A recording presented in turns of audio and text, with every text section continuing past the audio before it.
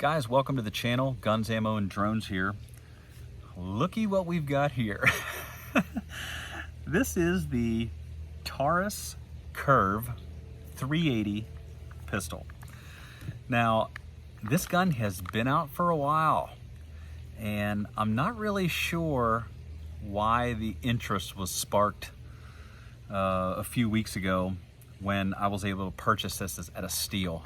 I got this from, let's see, I usually get stuff from Buds, but I think I got this off of, nope, I think this was Buds. I think I did order this through Buds.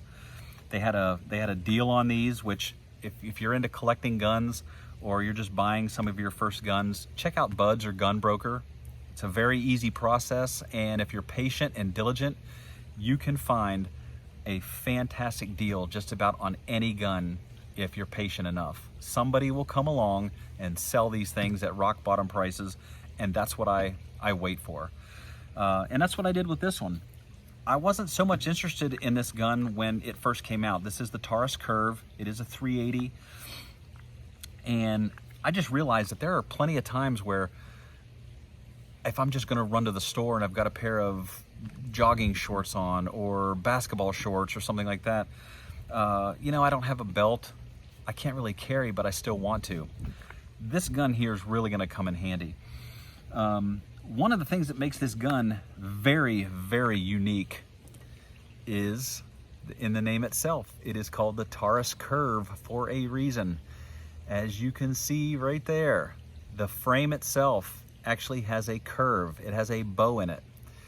And their thinking was with this pistol that they wanted to mimic the human body. So if you're gonna wear this on your hip has a curve to it, and they thought it would make this thing a lot more ergonomic and a lot more comfortable for you to wear along your body. And from what I understand, and I'm pretty sure it's still the same today, this is the only curved handgun in the world. Now, I don't really know why. I mean, somebody else could have come out with something like this and kind of added to the collectability of these guns. If you're not into 380s, which that's perfectly fine. You know, you want a 9mm. 380 is still a viable round. You know, this gun is not for long distance shooting, or you're not going to win any competitions with this, but this is a self-defense gun, and it's actually a really cool one. I'm going to go over a couple of the features here. Now, I left this trigger guard on for a reason. I've had this gun for a few weeks, and I just started playing with some of the features. Now, this is a Kydex, I'm assuming, and basically you put this in your pocket, or you attach it into your pants or what have you, and it's got this little clip on it right here, so it'll attach down your belt, so you do not need a holster with this. And then this little lanyard here you attach through your belt loop, okay? And as you pull this gun out of your pants or out of your pocket, it breaks free from this Kydex and kind of keeps the gun a little bit safer. You know, it's a trigger, covers the trigger and everything, but it actually serves another purpose. I'm going to show you right now. So watch this. When you pull it out of your pants, the light automatically comes on. Now, you don't have to have that come on, and the laser. I'm sorry, there's also a light and laser. Now, I have this one set for strobe and laser to come on. And I have this thing set, let me go ahead and turn it off. So I have this gun set for maybe 15 or 16 feet as far as the laser accuracy. I don't want to say that this is a fad, but maybe you could consider that what this is. It's as comfortable as any small pocket 380 is, to be honest with you. When you're holding it, you know, there's not a lot of room for your hands, whether you have small hands or medium-sized hands or big hands. You are not going to get a full grip on this gun. You're going to have a couple fingers that are going to be sticking out the bottom, and that's just the way it is with most of these 380s. It is a fairly weird gun, but that's one of the reasons why I wanted it. I don't think that we're ever going to see another one like this, especially even in a bigger one. I can't imagine. Hopefully I'm wrong, because it might be kind of cool with that curve. Let's start at the bottom here. Okay, so the magazine here's the spare one that came with it. It did come with two. This is a 6-round magazine, and it's pretty unique. The magazine is straight, okay? But as you can see, there is a curve to the magazine base plate also, and this whole thing fits into the gun, and I'll show you what I mean. It took me about a day to figure this dumb magazine out. The only part that you have to press to get this magazine out is this part right here, where it has the thumb, that little indentation. That's the only part you need to press. Now I am pointing this gun at me. The magazine is empty, and I'll show you that in here in a second. Okay, so the only part that you have to press is this part right here, because that's the only part that locks in. This part over here does not lock in, only this one.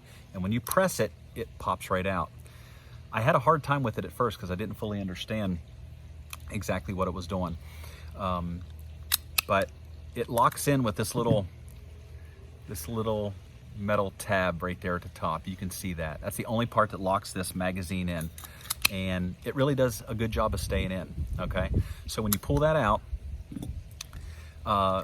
you can not fire the gun, okay? So it's got a magazine disconnect, okay? So basically it locks the trigger.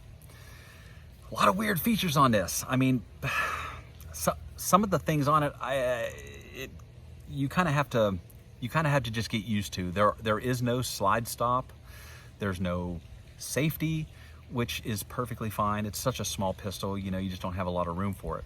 But when you have an empty magazine in, okay, it stays open, which is common just about on every other pistol. But now what do? There's no way to drop the slide without taking out the magazine and then dropping the slide if you do want to keep it, you know, with maybe not one in the chamber, or if you have a magazine that's empty like this one here, you have to take the magazine out and then drop the slide. It does have quite a few safety features on it. The number one would be your finger, your finger and your brain. That's the first safety this gun has, because this gun will not go off if your finger is not on this trigger, okay? The other safety, believe it or not, is actually the trigger. I mean, this thing is such a weird feeling gun. It has a very long trigger pull, and let me see what it feels like. Okay,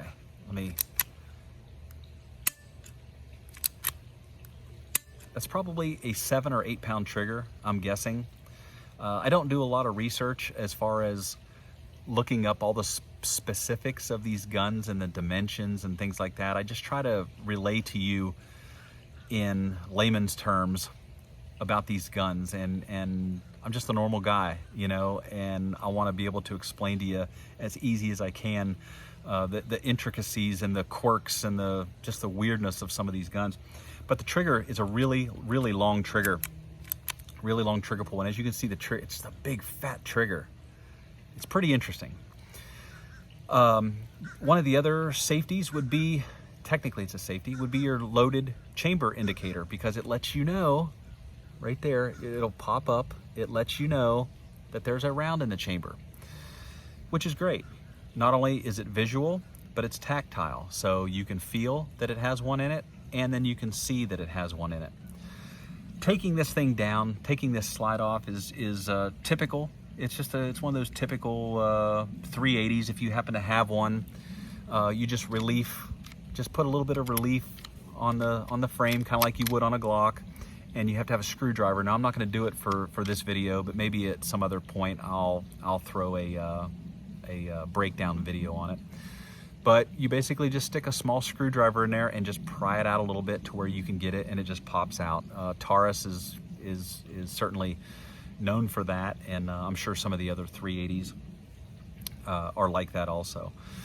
One of the other things that you'll notice as far as a safety indicator, it also has a small little area where you could technically see around in the chamber. I'm sure they did that on purpose because there's an area right here at the top where you could see that there is something in there. So the gun gives you basically every opportunity to know that it's loaded. And as far as inside safeties and triggers, it's a long trigger pull, so the odds of it going off in your pocket are going to be pretty slim.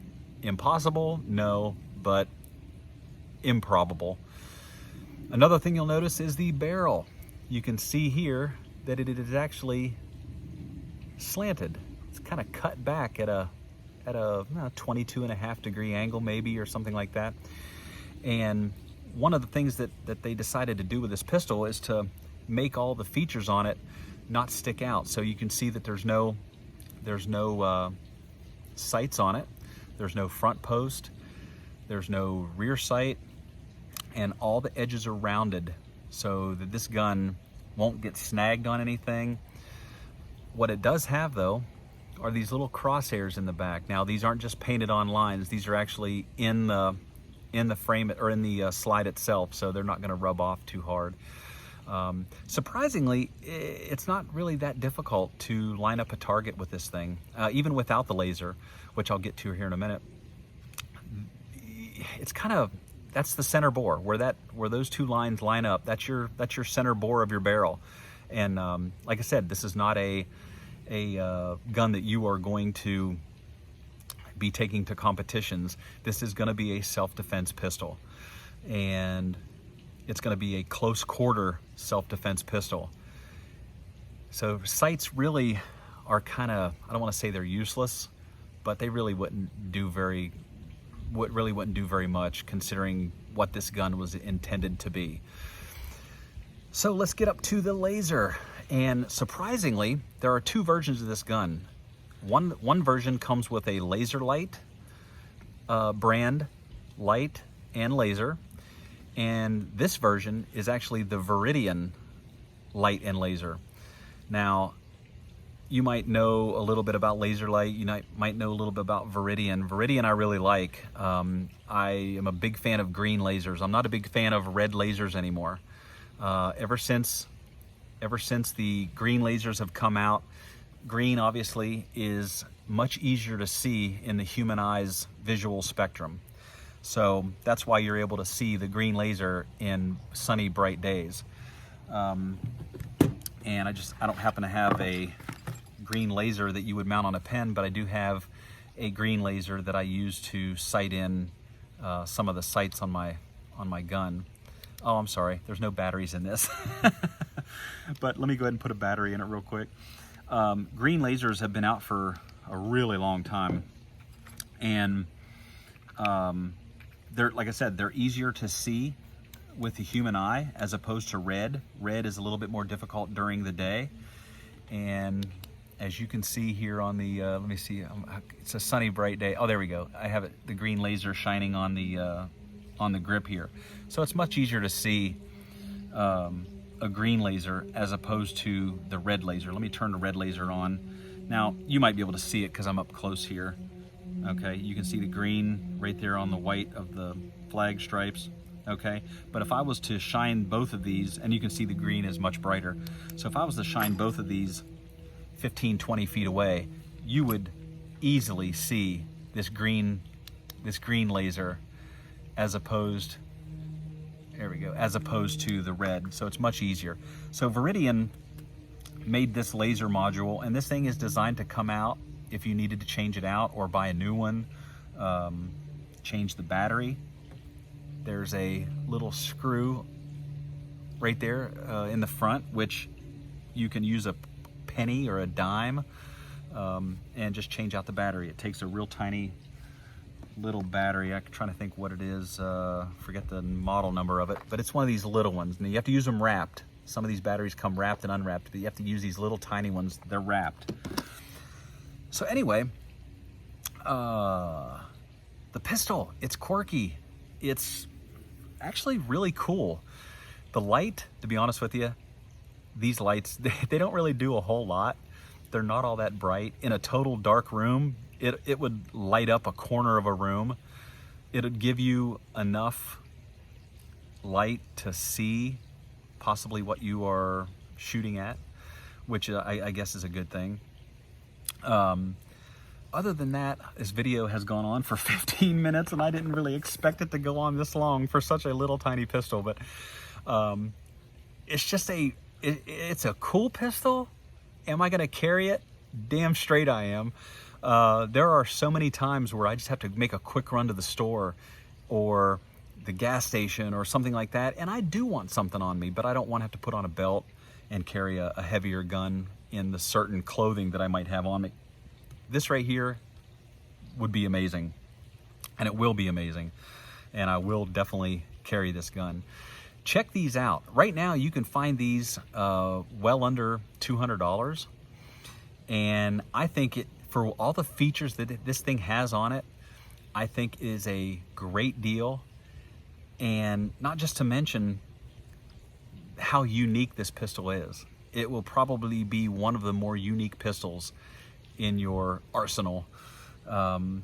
Leave it in the truck, leave it in the car, put it in your pocket when you're running in wherever you're gonna run into, as long as you're legally allowed to carry. Listen, go get one of these. I'm assuming that they're still making them. I know this one here, I think was made last year, which would have been 2019. So it's got the rough texture here on the back, kind of like all their new Tauruses and Smith & Wessons are, as well as the front area right here where your fingers are on the front strap. Go get one of these. These are fun little zippy guns to shoot. I will post another video shooting this gun, and I'm looking forward to shooting this thing again. So the Taurus Curve, go get one. Thanks guys, we'll see you next time.